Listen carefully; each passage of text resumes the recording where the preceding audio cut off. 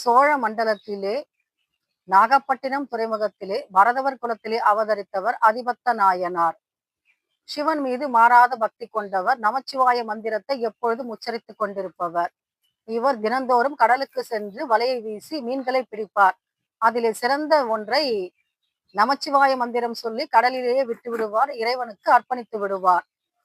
சிவன் ஒரு சோதனை வைத்தார். பல மீன்களை கொடுத்தால் ஒரு மீனை கொடுக்கின்றாய் அல்லவா, ஒரே ஒரு மீன் மட்டுமே கொடுத்தால் அதை எனக்கு அர்ப்பணிப்பாயா என்ற சோதனை வைத்தார். அதிலேயும் வெற்றி பெற்றார் அதிபத்த நாயனார். சாதாரண மீன்களை கொடுத்தேன், கொடுத்து விட்டாய், தங்க மீனை கொடுத்தால் கொடுப்பாயா என்ற ஒரு உச்சக்கட்ட சோதனையை வைத்தார் சிவபெருமான். பல நாள் வறுமை. ஒரு நாள் கடலுக்கு மீன் பிடிக்க சென்றார் அதிபத்த நாயனார். வலையை வீசும் பொழுது எதிர்பாராத விதமாக தங்க மீன் ஒன்று சிக்கியது. ரத்தன கற்கள் அதனுடைய உடலிலே மின்னின.